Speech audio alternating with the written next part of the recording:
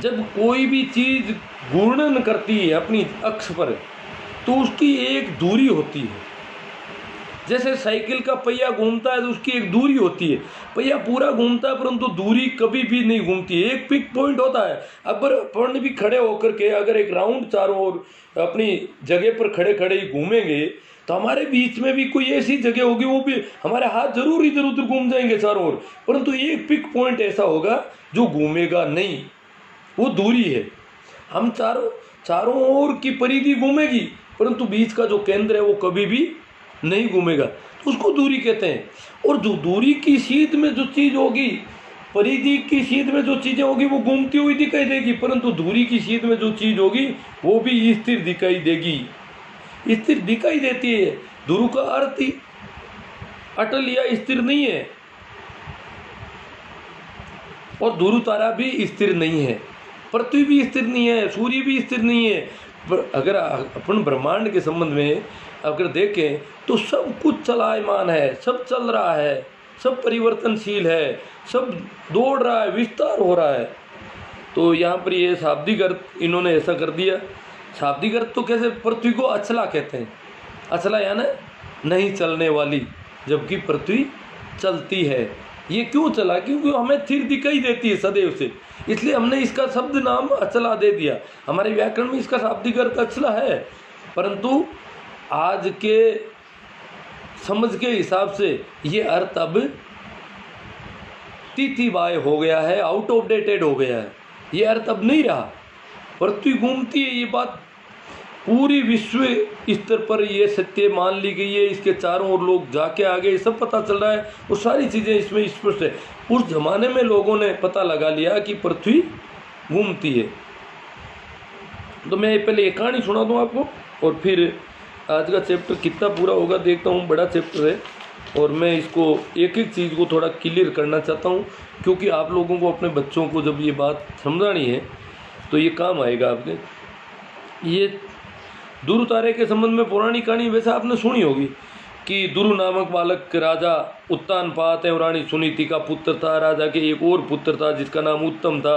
उत्तम उसकी दूसरी रानी सुरुचि का पुत्र था। सुरुचि थोड़ी नई रानी थी, सुनीति थोड़ी पुरानी रानी थी, ये फर्क था इन दोनों में।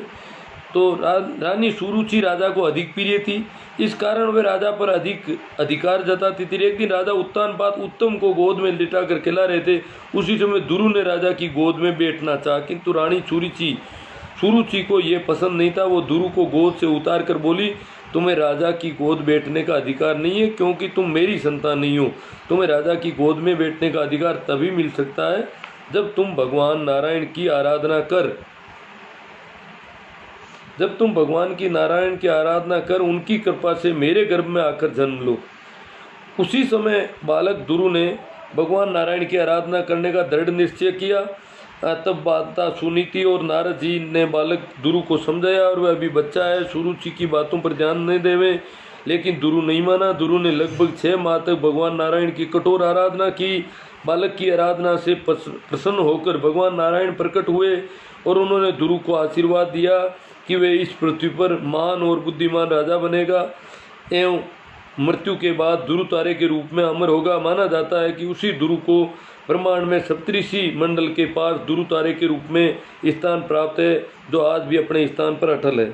यह हमारी मान्यता है। परंतु ध्रुव तारे भी 2 हैं। पृथ्वी के 2 ध्रुव हैं, उत्तरी और दक्षिणी। हम उत्तरी गोलार्ध के लोग हैं, हम सप्तऋषि मंडल और इस ध्रुव तारे को जानते हैं। दक्षिण गोलार्ध में दक्षिण धुरी की सीध में जो तारा है वो भी घूमता हुआ नहीं दिखे। दूरियां, दोनों दूरियों की तरफ से जो भी चीजें होगी सापेक्ष, वो घूमती हुई नहीं दिखाई जाएगी, चाहे पहिया कितना ही घूमो। पृथ्वी घूमती है तो सारे आकाश के ब्रह्मांड के सारे पिंड, सारे तारे पश्चिम से उदय होकर के पूर्व की तरफ जाते हुए दिखाई देते हैं। चांद, तारे, सूरज। ये बात जब समझदार लोगों ने, जिनका बौद्धिक स्तर अच्छा था, प्रतिभा संपन्न लोगों ने ये जब बात पुराने जमाने में देखी तो उनको पता लग गया कि सभी तारे एक ही दिशा में उदय होते हैं, एक ही दिशा में जाते हैं। ध्रुव तारा हिलता ही नहीं है, इसका मतलब ये पृथ्वी खुद अपनी जगह पर घूमती है। और नहीं, पृथ्वी अपनी जगह पर यूं घूमती है, इसलिए ये तारे यूं घूमते हुए ये अपने अक्ष पर यूं घूमती है, इसलिए तारे यूं घूमते हुए प्रतीत होते हैं, जबकि तारे प्रतीत नहीं होते, पृथ्वी घूमती है। ये बात बहुत पहले पता लगा ली लोगों ने, जबकि हम इसको अचला किए बैठे हैं, वो खैर अलग मान्यता है।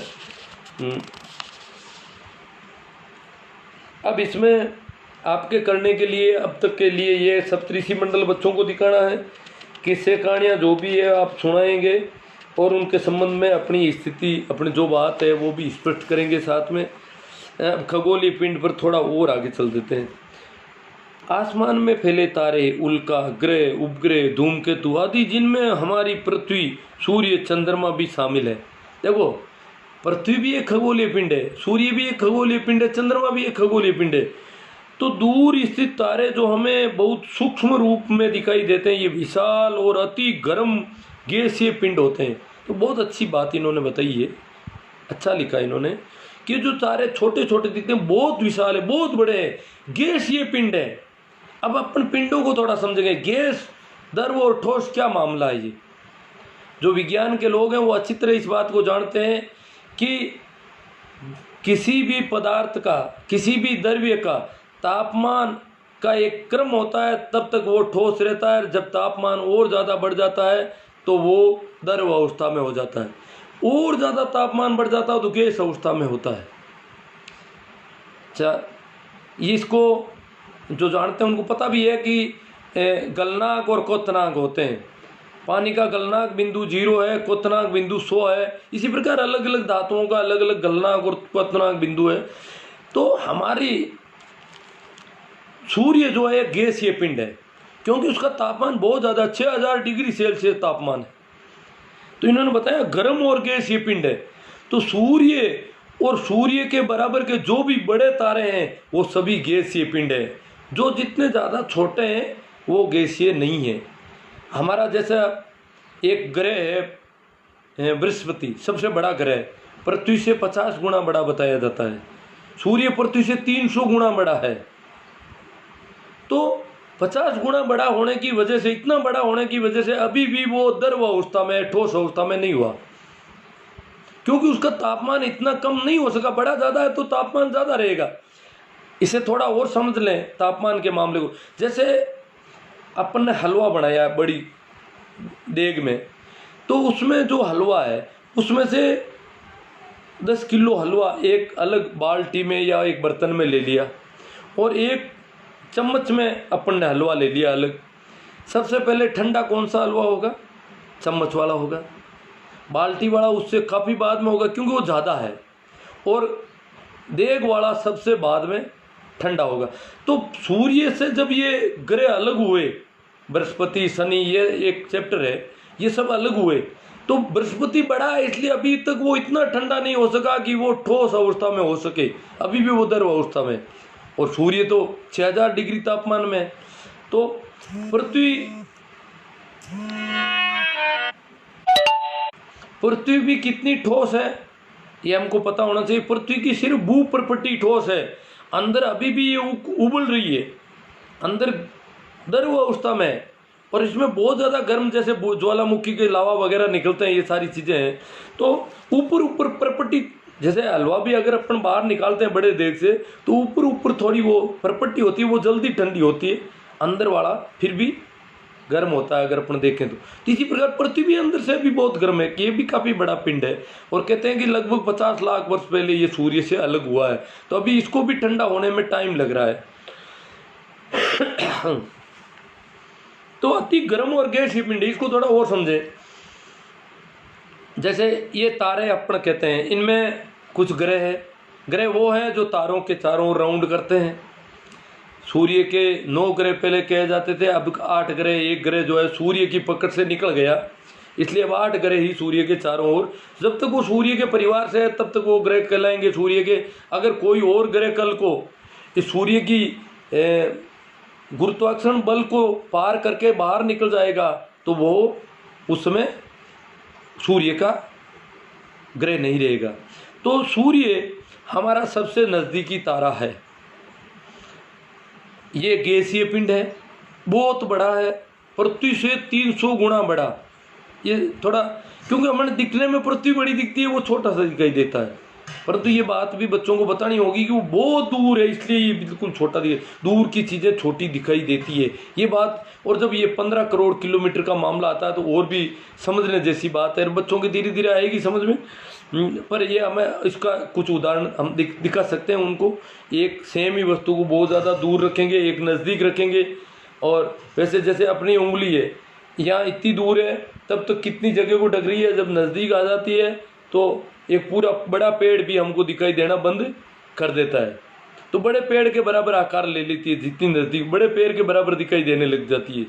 तो इस प्रकार कुछ ऐसे उदाहरण हम दिखा सकते हैं। तो कई क्वेश्चन भी आ रहे हैं मित्रों के, उन पे भी अपन चर्चा करेंगे। तो ये जो खगोलीय पिंड, ये तारे हाइड्रोजन और हीलियम के मिश्रण है, क्योंकि ये बहुत ज़्यादा गर्म है इसलिए गैसीय अवस्था में हाइड्रोजन और हीलियम के मिश्रण ने अत्यधिक ऊष्मा और ऊर्जा विकसित करते, बहुत ज़्यादा गर्मी निकलती है इनसे। सूर्य की गर्मी हमें जीवन प्रदान करती है। अगर सूर्य नहीं हो तो हमारा तापमान इतना नीचा गिर जाता है कि हमारी मृत्यु, जीव जगत पूरा खत्म हो जाएगा जब उसका तापमान टेम्परेचर नीचा जाएगा। तो ये ऊष्मा और ऊर्जा विकसित करते हैं, सारी ऊर्जा हमें सूर्य से मिलती है। इसको अगर बहुत आगे देखेंगे तो हमें कई बातें हमें पता चलेगी कि सूर्य हमें कितना कुछ दे देता है, इसलिए हमने सूर्य को भगवान माना है। सूर्य हमारा दाता, हमारा पिता है। हमारा सूर्य भी वास्तव में एक तारा ही है। तारों की तरह सभी खगोलीय पिंड गैसीय नहीं होते, कुछ पिंड सिर्फ ठोस पदार्थ बने हुए हैं, कुछ ठोस द्रव और गैसीय पदार्थों से बने। ये जो मैं बात कह रहा था उसको यहाँ इन्होंने बताया, इसको मैं वापस रिपीट करूँगा, कुछ आपके पसंद लूँगा। तो ये से थोड़ा और समझें। सूर्य हमारे से 15 करोड़ किलोमीटर दूर है। इसी प्रकार हमारा सबसे नज़दीकी तारा है वो कितना दूर है, प्रोक्सिमा सेंटोरी। उसको किलोमीटर में मापना संभव नहीं है। खगोलीय दूरियों को कैसे मापते हैं? प्रकाश वर्ष में। प्रकाश कितने समय में एक पिंड से दूसरे पिंड तक जाता है, उस समय को ही खगोलीय दूरी माना जाता है। सूर्य का प्रकाश की किरण पृथ्वी तक पहुंचने में 8 मिनट 20 सेकंड समथिंग समय लेती है, लगभग 8.5 कहते हैं उसको। तो इसी प्रकार 15 करोड़ किलोमीटर चलने में उसको 8.5 मिनट लगते हैं। तो सूर्य के और हमारे बीच में प्रकाश वर्ष और के दूरी को नापें तो 8.5 मिनट दूर है। प्रकाश की किरण की गति, प्रकाश की गति के अनुसार सूर्य हमारे से 8.5 मिनट दूर है, परंतु प्रोक्सिमा सेंटोरी हमारे से 4.5 वर्ष दूर है। प्रोक्सिमा सेंटोरी से भेजी हुई किरण सूर्य का सबसे नज़दीकी तारा कितना दूर है, किलोमीटरों में लिखेंगे तो सारे पन्ने भर जाएंगे शून्य लिखते लिखते, इतना दूर है। क्योंकि 4.5 वर्ष से उसकी किरण यहाँ पर पहुँचती है, तो किलोमीटर में दूरी बहुत ज़्यादा है। क्योंकि एक सेकंड में जो 1,83,000 किलोमीटर प्रकाश की गति होती है। तो इसको और भी मैं समझाने का प्रयास करूँगा, और शायद मैं चाहता हूँ कि आप लोग इसे समझें और अपने बच्चों को बताएं। मैं ये नहीं कहता हूँ कि आप नहीं जानते और मैं कोई ज़्यादा जानता हूँ, परंतु हो सकता है कि इसमें से कुछ एक बातें आपके नॉलेज में नहीं रही हो।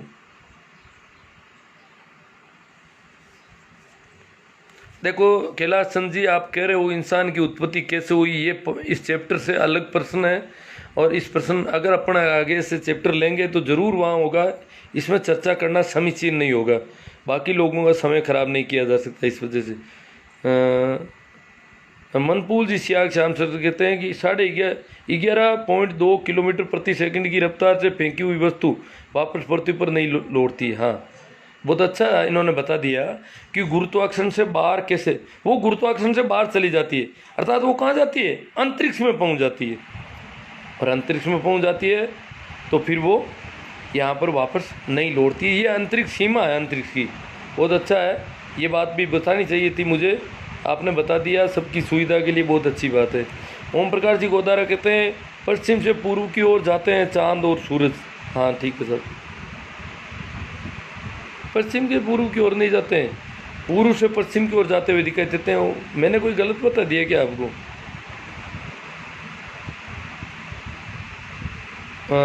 बागड़िया जी कहते हैं कि उत्तम व्याख्या है गुरुजी, धन्यवाद। हाँ, ये बच्चों के लिए नहीं है, वैसे गार्जियन के लिए, क्योंकि मेरे पास न तो कोई सामग्री है न सामने बच्चे, हालांकि सामने भी मैं तो ठीक ढंग से आजकल नहीं अध्ययन करवा सकता, क्योंकि मैं सुनता नहीं हूँ बच्चों की बिल्कुल ही, तो क्वेरी नहीं आ सकती मेरे पास। आपकी क्वेरी तो आ रही है थोड़ी बहुत। ओम प्रकाश जी को द्वारा सूर्य को पृथ्वी चक्कर लगाती है, सूर्य पृथ्वी का लगाते हैं। ओम प्रकाश जी को द्वारा ऐसा है कि न तो सूर्य स्थिर है न पृथ्वी स्थिर है, परंतु जब चक्कर लगाने को हम अपने हिसाब से कहें तो पृथ्वी ही सूर्य का चक्कर लगाती है। 365 दिन और कुछ समय में एक पूरा परिक्रमण पूरा होता है, और अपनी दूरी पर एक घुमाई करने में उसको 24 घंटे लगभग लगते हैं। तो इसको अपन ग्लोब के बिना ठीक ढंग से नहीं समझा सकते, अलग अलग। ओम प्रकाश जी को, हाँ, बागड़िया जी ने उत्तर दे दिया, ठीक है। ओम प्रकाश जी गोदारा, इनानिया साहब बताएंगे तो अच्छे से समझ पाएंगे। देखो प्रयास कर रहा हूँ। कोस्मोस के कितने शून्य कितने अर्थ हैं? पर ये आकाश में, देखो इंग्लिश लिखोगे तो मैं थोड़ा कम समझता हूँ कोस्मोस वगैरह में, तो आप हिंदी लिखो अच्छा रहेगा। मैं क्योंकि इंग्लिश मीडियम का आदमी नहीं रहा हूँ, मेरी इंग्लिश बहुत पुअर है। तो ये आकाश में कितनी अर्थ हैं, पता ही नहीं कितनी अर्थ हैं। अर्थ उसको माना जाएगा जहाँ पर जीवन है।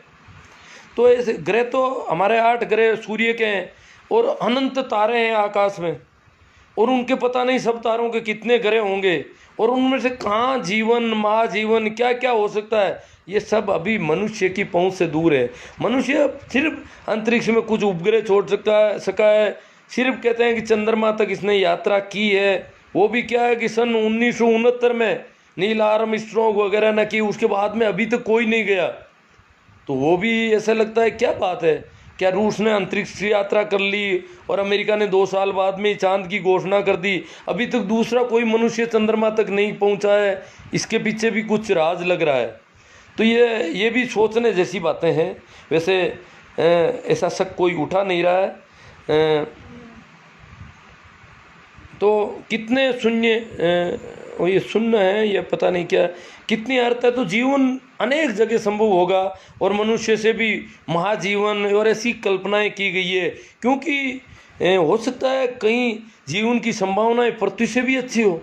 पृथ्वी के पास एक निश्चित टेम्परेचर है, प्रत्येक ग्रह का अपना निश्चित टेम्परेचर होता है, साल भर बदलता भी रहता है, उसकी सूर्य से कितनी दूरी, इस सब पर निर्भर करता है। तो पृथ्वी की तरह अन्य ग्रहों, सूर्यों के अन्य तारों के चारों ओर भी कितनी पृथ्वियाँ होंगी, और उनका कैसा टेम्परेचर, और वहाँ हवा और पानी के अलावा भी कोई जीवन के लिए उपयोगी और चीज़ मिल जाए तो कोई महाजीवन भी कहीं हो सकता है। इस सब को अपन कल्पना में नहीं ले सकते अभी। ओम प्रकाश जी को उधर कहते हैं, जुग सहस्र योजन कर भानु, क्या ये दूरी सत्य है? देखो जी, ये तो हमने लिख रखा है, बाकी दूरी के मामले में आजकल सारी ये दूरियां माप ली गई है।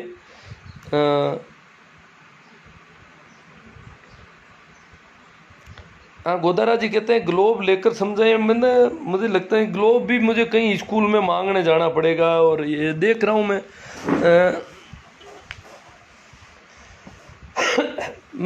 फिर मुझे लगता है कि जाऊँ क्लास में, और ब्लैक बोर्ड वगैरह, और फिर एक वीडियोग्राफर और भी कैमरामैन अलग चाहिएगा मुझे। तो ये सारा काम मुझे नहीं लग रहा है कि ऐसा इतना हो सकेगा। ठीक है, थैंक यू, आप लोगों ने सहयोग दिया। और आपको ठीक लगे तो अपने मित्रों, रिश्तेदारों, परिजनों तक ये बात पहुंचाएं जिनको आप पहुंचाना चाहते हो, और जिन ग्रुप में आप शेयर करना चाहते हो। अपना कमेंट भी लिखें, इस संबंध में आपको कैसा लगा ये भी लिखें, ताकि लोग उसको देखने की ज़रूरत महसूस करें। और इसमें भी कमेंट लिखें कि भाई ये तो ठीक नहीं लगा या ठीक लगा, जैसा है वैसा आप कमेंट करें। धन्यवाद, आप लोगों ने सुना और सहयोग दिया। और शाम को मैं 9 बजे एक सेशन और लूँगा कि मेरे ऊपर जो भी कुछ दिनों से आरोप लग रहे हैं कि आपकी कथनी और करनी में बहुत फ़र्क है, तो उस पर भी मैं धीरे धीरे चर्चा करूँगा। जो दूर जो लोग रहते हैं वो कह रहे हैं, बाकी मेरे बिल्कुल नज़दीकी लोग मेरे ऊपर ऐसे कोई आरोप नहीं लगाते हैं। मेरे सामने तो लगाते नहीं है, चोरी छुपे कुछ भी बातें करते हो, ये अलग बात है। आप जिन्होंने भी लगाए हैं उनके लिए मैं धीरे धीरे कुछ बातें करूँगा मेरे संबंध में। थैंक यू ओम प्रकाश जी ने, आभार आपका भी, ये सबका आभार। दिव्य आत्माएं के अनुभव क्या कहते हैं सूर्य, वो तो मैं नहीं जानता जी इतना। कितने सूर्य अनंत है आकाश। अभी तक जो खगोलीय जानकारियां हैं, देखो शैलेंद्र जी का ये प्रश्न थोड़ा इसके मिलता जुलता है। खगोल के मामले में ये अंतरिक्ष का विस्तार अनंत है। कहते हैं हमारी आकाश गंगा 26 वर्ष प्रकाश वर्ष दूर है हमसे, और पता नहीं कितनी और आकाश गंगाएं होंगी। कहते हैं ये सभी सूर्य, हमारा सूर्य नहीं, इस अनंत सूर्य जो है इस आकाश गंगा के चक्कर लगाते हैं, और ऐसी और आकाश गंगाएं होगी। ये सारा अभी ये बहुत विस्तार है, ये हम सिर्फ अभी इसमें ज़्यादातर चीज़ें कल्पना पर आधारित चल रही है, और कुछ उनके पीछे साइंस भी है, बहुत अच्छा विज्ञान है, विज्ञान के आधार पर कल्पनाएं करते हैं। हमारी जो सामान्य कल्पनाएं वो तो उसका तो कोई ज़्यादा इतना महत्व नहीं है, परंतु जिनके पास इसकी वैज्ञानिक दृष्टि है और उनकी जो कल्पनाएं हैं वो कल्पनाएं काफ़ी नज़दीक बैठती है, काफ़ी सटीक होती है। ठीक सर, एक बार फिर आप लोगों को धन्यवाद, आभार, राम राम, प्रणाम, नमस्कार। ये सेशन पूरा हुआ, आगे कल इसी चैप्टर पर और चर्चा करेंगे। अपना ऐसा चलता रहेगा। आप जिन लोगों को और सजेस्ट करना चाहें इससे जुड़ने के लिए उससे करें। ठीक सर।